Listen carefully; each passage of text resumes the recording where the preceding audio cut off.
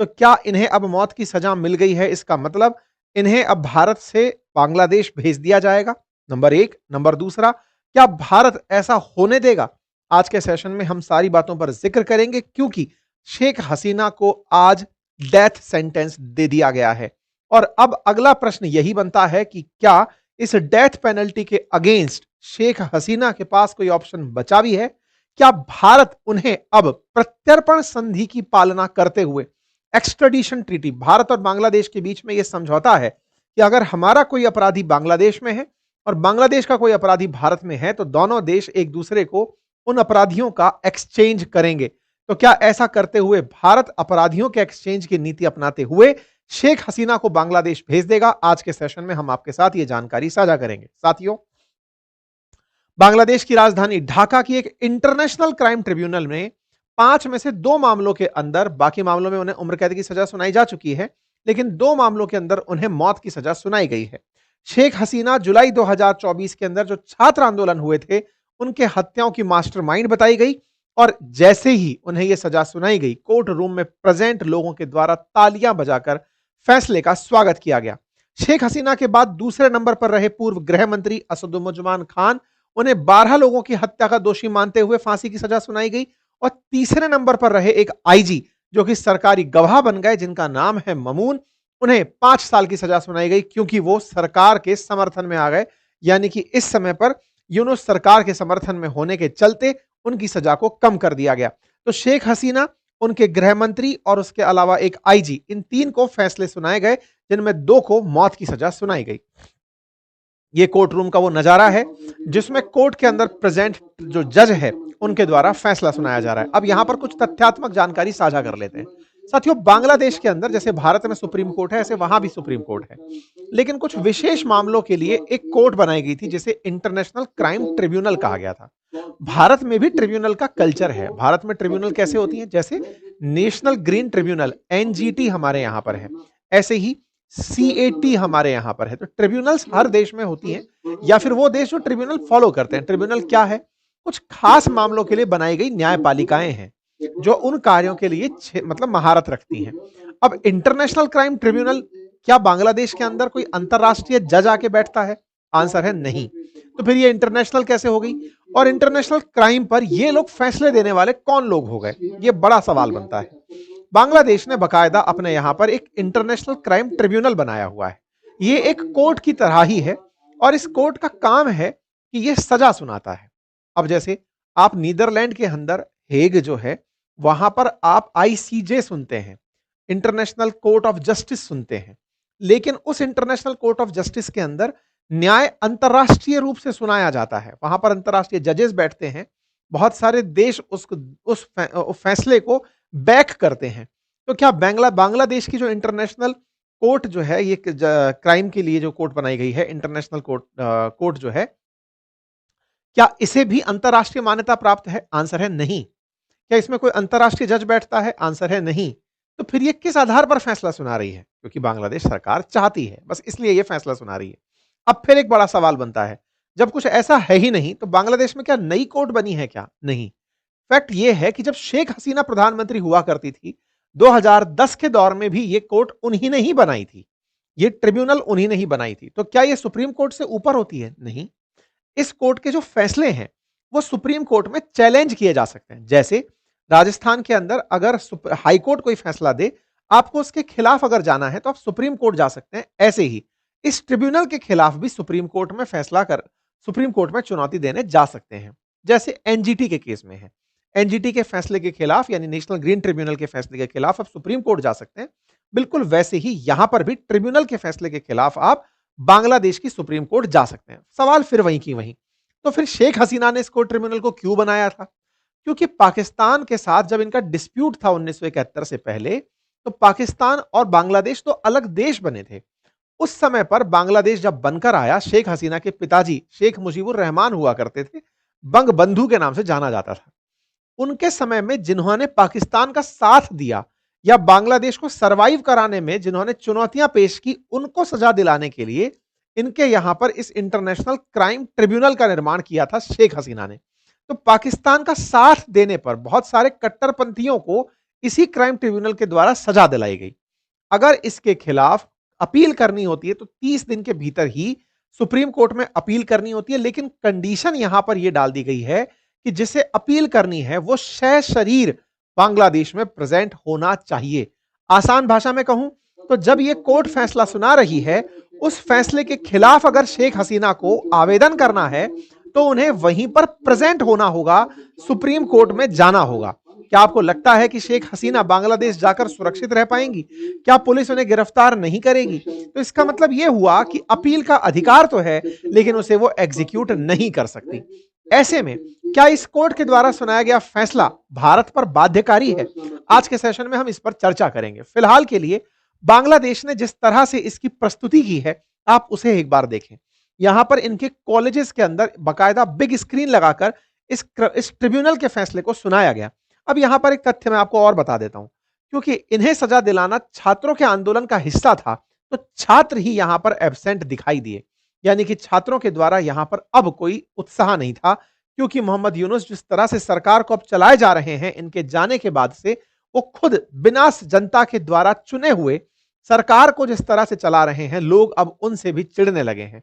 लोगों को लगने लगा है कि भाई वो तो चलो इलेक्शन जीत कर आई थी, तुम तो कुछ भी कर कर नहीं आए हो और पिछले 1 साल से सरकार को चला रहे हो, 1 साल से अधिक समय से सरकार चला रहे हो। ये कौन सी पावर है जो तुम पा गए हो? कौन सी स्पेशल पावर पाए हो?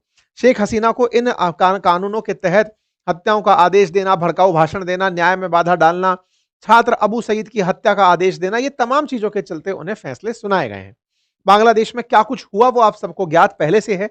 पिछले साल की बात है, जून से लेकर के अगस्त के बीच में बांग्लादेश में छात्रों का प्रोटेस्ट रहा, जिसके चलते बांग्लादेश में सरकार ने जब दमन करने का प्रयास किया, छात्र उग्र हो गए और उनके खिलाफ प्रधानमंत्री के खिलाफ हो गए। प्रधानमंत्री देश छोड़कर भागी और भारत में शरण ली। भारत में बकायदा उन्हें पूरी तरह सुरक्षित रखा गया और इसी के खिलाफ जो छात्र यूनियन थे, उन्होंने एक अर्थशास्त्री को, जो कि नोबेल पुरस्कार कभी पाया हुआ था, उन्हें अपने देश के अंदर कार्यवाहक राष्ट्र अध्यक्ष बना दिया कि चलाइए, आप मुख्य सलाहकार बन के देश चलाइए। बकायदा इनके पीछे फिर पीछे से केसेस चलते रहे। केसेस की पूरी कहानी इंटरनेशनल क्राइम ट्रिब्यूनल के अंदर चलती रही।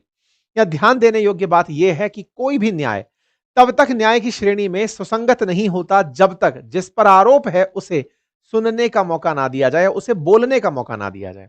यहां पर शेख हसीना के खिलाफ फैसला तो सुना दिया गया है, लेकिन इस पूरे मामले में शेख हसीना की तरफ से कोई भी व्यक्ति इस इंटरनेशनल क्राइम ट्रिब्यूनल में प्रेजेंट ही नहीं था। तो यह एक तरफा फैसला था जो बांग्लादेश में आया। इसका अर्थ यह है कि इस कोर्ट को अपनी तरफ से यह फैसला देना ही था, इसलिए उन्होंने इस फैसले को दे दिया है। और यह पहले से विदित था कि शेख हसीना अगर उड़कर ना आती तो उन्हें उन्हीं के आवास में मार दिया जाता। ये तो खैर 1 साल बाद सही, 1.5 साल बाद सही, इनके खिलाफ फैसला आया है और उस फैसले में भी मारने की बात की गई है। यानी इंटेंशन इनके खिलाफ उनके जो इनके विरोधी हैं, उनके अभी तक नहीं बदले हैं। इनके अटॉर्नी जनरल का कहना है कि अब उनको गिरफ्तार करने के प्रयास किए जाएंगे। अब बड़ा सवाल यह है, अगर नहीं हुई तो बोले इनकी सारी प्रॉपर्टी जब्त कर लो। जहां जहां भी शेख हसीना और उनके परिवार से जुड़ी संपत्ति है, उसे जब्त करने के आदेश दे दिए गए हैं। तो क्या इंटरनेशनल क्राइम ट्रिब्यूनल को भारत मान्यता देता है? आंसर है नहीं। इस इंटरनेशनल क्राइम ट्रिब्यूनल का क्षेत्र अधिकार केवल बांग्लादेश है। नाम इंटरनेशनल लगाकर इन्होंने इसे थोड़ी सी रीच ज्यादा दिला दी है, क्योंकि ये बांग्लादेश का अपना प्रोडक्ट है, इससे अपने को कोई लेना देना नहीं है। इन्होंने खुद बनाई थी और शेख हसीना के खुद के किए कर्म थे जो इस तरह की ये चीज बनाकर आई थी। खैर, फिलहाल के लिए बांग्लादेश में ये सब हुआ। आपको याद होगा 13 तारीख को हमने एक सेशन किया था जिसमें बताया था कि शेख हसीना को 13 तारीख के दिन बताया जाएगा कि आपको कौन से दिन सजा मिलने वाली है। और इसके चलते आवामी लीग, जो शेख हसीना की पार्टी है, उसके द्वारा पूरे बांग्लादेश में बंद का आह्वान किया गया था, विशेष रूप से ढाका को केंद्र बनाकर। 13 तारीख को ढाका में जब यह पता चलता है कि 17 तारीख को फैसला आएगा, तो 17 तारीख को फिर से ढाका में बंद का ऐलान किया गया।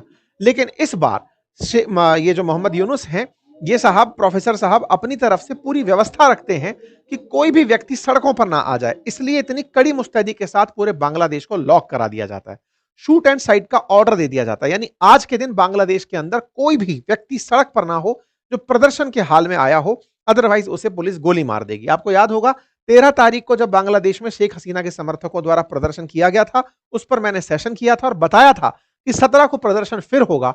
लेकिन इन प्रदर्शनों को देखते हुए ही पहले ही शूट एट साइट का ऑर्डर दे दिया गया, ताकि इस तरह की हरकत ना हो। ये 13 तारीख को जनता जो सड़कों पर आई थी, ये 17 को ना आए, इसके लिए तमाम प्रयास किए गए। ये चीफ एडवाइजर के द्वारा भी गवर्नमेंट ऑफ बांग्लादेश की तरफ से कह दिया गया था कि भाई साहब पूरी तरह से सभी लोग ध्यान दें, कोई भी सड़कों पर ना आए। कुल मिलाकर शेख हसीना ने अगर छात्रों को सड़क पर आने से रोकने के लिए गोलियों का इस्तेमाल किया था, तो आज वही सब बातें ये लोग कर रहे हैं जो इनके अगेंस्ट सत्ता में आकर बैठे। सोचिए कि प्रदर्शन के अधिकार के नाम पर उन्हें शूट एट साइट का ऑर्डर अगर दे दिया जा रहा है, तो शेख हसीना ने भी तो यही कहा था। छात्र जब सड़कों पर आ रहे थे तो उन्हें रोकने के लिए कि भाई प्रदर्शन मत करो, आप लोगों के द्वारा सरकारी संपत्ति को बहुत नुकसान पहुंचाया जा रहा है, अगर आप लोग अभी भी नहीं मानेंगे तो शूट एट साइट का ऑर्डर दे दिया जाएगा। बड़ा ही मतलब यह हास्यास्पद है कि ढाका के पुलिस चीफ के द्वारा शूट एट साइट का ऑर्डर दिया जाता है और यह भी मोहम्मद यूनुस के द्वारा ही दिया गया होगा। किस न्याय की मोहम्मद यूनुस बात कर रहे हैं, किस बात के ऊपर चीफ एडवाइजर कह रहे हैं कि वो शेख हसीना के उस फैसले के खिलाफ मौत की सजा सुना रहे हैं जिसमें उन्होंने न्याय के नाम पर छात्रों पर गोलियां चलवा दी थी। आज प्रदर्शनकारियों पर, पार्टी के प्रदर्शनकारियों पर अगर ये गोली चलाने का आदेश देते हैं तो फिर ये किस तरह के न्याय की बात करते हैं। पर कोई बात नहीं, शेख हसीना फिलहाल भारत में है। अब बड़ा सवाल यह है कि क्या शेख हसीना इसके खिलाफ सुप्रीम कोर्ट में आवेदन करेंगी? जवाब है नहीं। क्यों नहीं करेंगी? क्योंकि अल्टीमेटली ये वहां जाना जरूरी है इनके सुप्रीम कोर्ट में फैसले के खिलाफ अपील करने के लिए। तो ना तो ये ट्रिब्यूनल में प्रेजेंट थी और ना ही ये सुप्रीम कोर्ट जाएंगी। दूसरा सवाल, तो क्या भारत इस फैसले को मानेगा? जी नहीं, क्योंकि ये इंटरनेशनल क्राइम ट्रिब्यूनल कोई अंतरराष्ट्रीय कोर्ट का फैसला नहीं है, बांग्लादेश का अपना फैसला है। हम मानने के लिए इसे बाध्य नहीं है। अब सवाल यह है, अगर यहां से हमें सूचना दी जाती है कि साहब हमारी कोर्ट ने इन्हें अपराधी डिक्लेयर किया है, अब प्रत्यर्पण संधि के तहत इन्हें हमें हमारे पास भेजिए, तो क्या भारत प्रत्यर्पण संधि यानी एक्सट्रेडिशन जो ट्रीटी है उसका ख्याल रखते हुए शेख हसीना को बांग्लादेश को सौंपेगा? इसका जवाब भी है नहीं। आप पूछेंगे ऐसा क्यों? क्योंकि ये हमारे यहां पर राजनीतिक निर्वासन का जीवन जी रही हैं और राजनीतिक निर्वासकों पर कोई भी प्रत्यर्पण संधि लागू नहीं होती है। जैसे चाइना से परेशान होकर दलाई लामा भारत आए थे।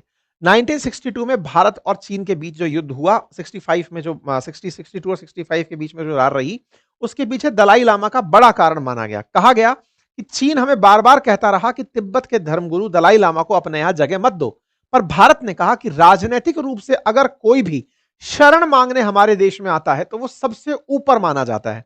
इसी कारण से शेख हसीना को राजनीतिक निर्वासित जीवन जीने का भारत में स्थान दिया गया है। इसकी वजह से ये भारत में पूरी तरह सुरक्षित हैं।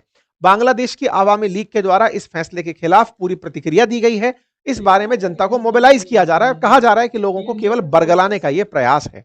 भारत की तरफ से प्रतिक्रिया स्वरूप तो हम बातें जानेंगे ही, लेकिन शेख हसीना के बेटे का बयान आया और यह कहा कि हमारी मां को भारत के अंदर पूरे एक राजनीतिक जो नेता होते हैं उनकी तरह सम्मान मिल रहा है।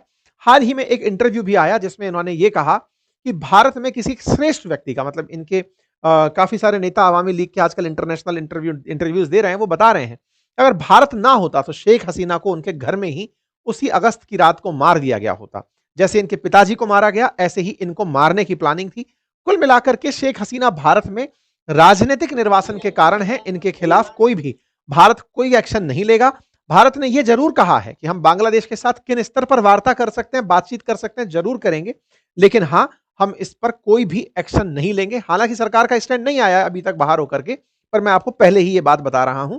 बिल्कुल चीन ने भी मल्टीपल टाइम दलाई लामा हमसे मांग लिए, हमने उन्हें नहीं दिया, हमने बकायदा सुरक्षा और दी। बिल्कुल वैसे ही शेख हसीना को हमने वापस नहीं लौटाया और उन्हें हम प्रॉपर सुरक्षा यहां पर उपलब्ध करा रहे हैं। इसके विरोध में, इन फैसले के विरोध में शेख हसीना की पार्टी कल सड़कों पर उतरकर विरोध प्रदर्शन करेगी। अब बड़ा सवाल यहां पर आता है और वो ये है कि क्या भारत को इसके खिलाफ कुछ करना नहीं चाहिए क्या? बांग्लादेश चला जा रहा है, पाकिस्तान से हाथ मिला रहा है, बड़बोलापन करता जा रहा है, भारत चुप क्यों बैठा है? देखिए, वैसे तो राजनीति में कहा जाता है कि पेशेंस और परसिवरेंस दोनों अपने आप में बहुत ज्यादा वैल्यू रखते हैं, लेकिन भारत बांग्लादेश की सिचुएशन पर पूरी तरह नजर बनाकर बैठा है, क्योंकि हर घटना के पीछे का एक समय कुशन पीरियड होता है। इस देश ने भी बहुत से लोगों को माफ कर दिया है। देश में इमरजेंसी जैसी घटना के बाद भी इंदिरा गांधी जी की सरकार वापस आ गई थी। अर्थात लोग राजनीति में जब किसी से नफरत करते हैं, कुछ समय बाद उसके अच्छे कार्यों को भी याद करते हैं और सरकारें लौट कर आती हैं। शेख हसीना के खिलाफ जिस तरह का बांग्लादेश में माहौल बनाया जा रहा है, वो ऑटोमेटिक इन्हीं लोगों के कर्मों के कारण डाइल्यूट होने लगेगा और फिर से शेख हसीना की मांग उठने लगेगी। भारत बस उस दिन के इंतजार में बैठा है। बाकी अन्य स्तरों पर भारत के द्वारा तमाम वो प्रयास जारी हैं जिसके चलते बांग्लादेश पर फैलाकर ज्यादा तेज ना उड़े। आप लोग इस विषय पर क्या सोचते हैं? अपनी राय जरूर कमेंट बॉक्स में दीजिएगा। चैनल पर नए हैं तो सब्सक्राइब कर लीजिए और स्टॉक मार्केट रिलेटेड जानकारी के लिए हमारे एप्लीकेशन बातें बाजार की को इंस्टॉल कर लीजिए। Thank you so much.